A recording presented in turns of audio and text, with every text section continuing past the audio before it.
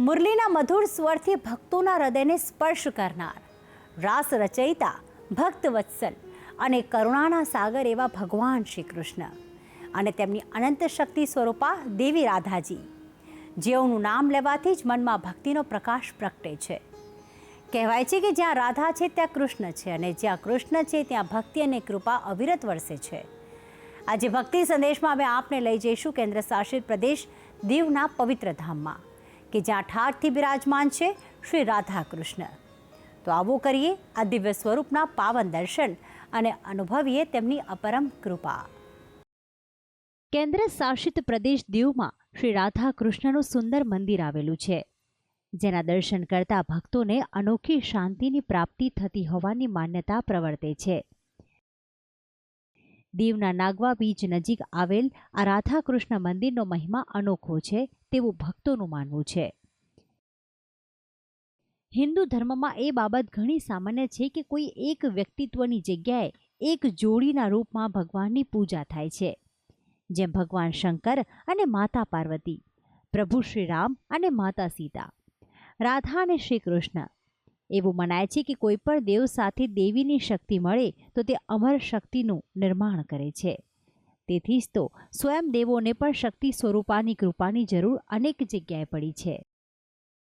જેમ ભગવાન શંકર માતા પાર્વતી વગર અધૂરા છે, પ્રભુ શ્રી રામ માતા સીતા વગર અધૂરા છે, તેમજ ભગવાન શ્રી કૃષ્ણ રાધા વગર અધૂરા જ ગણાય છે. ગુજરાતમાં અનેક મંદિરો શ્રી કૃષ્ણના સ્થિત છે, પરંતુ તેમાં દેવી રાધાની હાજરી અચૂક જોવા મળે છે. સ્વયં શ્રી કૃષ્ણ પણ એવી જ મહેચ્છા ધરાવે છે કે તેમના મંદિરમાં દેવી રાધાની મૂર્તિ અચૂક હોવી જોઈએ. દીવના નાગવા બીચ નજીક આવેલ આ મંદિર એક સુંદર પર્યટન સ્થળ તો છે જ, પરંતુ અહીં શ્રી રાધા કૃષ્ણની સુંદર મૂર્તિ અને ભક્તોના મનમાં રહેલ પ્રભુ પ્રત્યેની અપાર આસ્થાના કારણે આ મંદિર આસ્થા સ્થળોમાં સ્થાન પામ્યું છે. આ મંદિરનું નિર્માણ હજી કેટલાક દાયકાઓ પહેલા જ થયું છે, પરંતુ અહીં મંદિરમાં સ્થાપિત સુંદર રાધા કૃષ્ણની મૂર્તિને નિહાળવા અને તેના દર્શન કરવા દૂર દૂરથી ભક્તો અહીં આવતા હોય છે, અને દૂર દૂર સુધી આ મંદિરની ખ્યાતિ પહોંચી હોવાનું જાણવા મળેલ છે.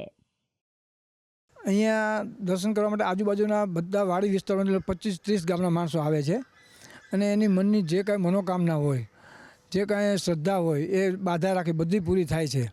અને માણસોનું આસ્થાનું પ્રતીક છે. ને એટલા વર્ષે માણસો કોઈ પણ સારા નશા કોઈ પણ કામ કરે તો પહેલાં ભગવાનને યાદ કરે અને પછી આગળ વધે છે. મંદિરના વિશાળ પરિસરમાં શ્રી રાધા કૃષ્ણના સુંદર ગર્ભગૃહનું નિર્માણ કરાયું છે, અને ગર્ભગૃહમાં નિર્મિત શ્રી રાધા કૃષ્ણની સુંદર મૂર્તિના દર્શન કરીને ભક્તો ભાવ વિભોર થઈ જાય છે. શ્યામવર્ણી શ્રી કૃષ્ણ, હાથમાં ધારણ કરેલી સુંદર વાસણી, માથે પહેરેલ રાજવી મુગટ અને પગે પિતાંબર અહીં શ્રી કૃષ્ણને શોભે છે. તો બીજી તરફ દેવી રાધા પણ શ્રી કૃષ્ણની આભાને છાજે અને તેમના કરતાં પણ વધુ સુંદર વસ્ત્ર અલંકારથી સજ્જ અહીં સ્થાપિત કરાયા છે.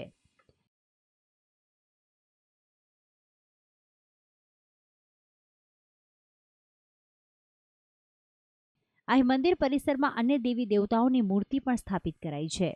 શ્રી રાધા કૃષ્ણના ગર્ભગૃહની બાજુમાં અન્ય એક ગર્ભગૃહમાં શ્રી રામ અને માતા સીતા સંગ ભાઈ લક્ષ્મણની અને અન્ય એક ગર્ભગૃહમાં શ્રી લક્ષ્મીનારાયણની સુંદર મૂર્તિ સ્થાપિત કરાઈ છે, જેમના દર્શન કરવાનું પણ ભક્તો નથી ચૂકતા.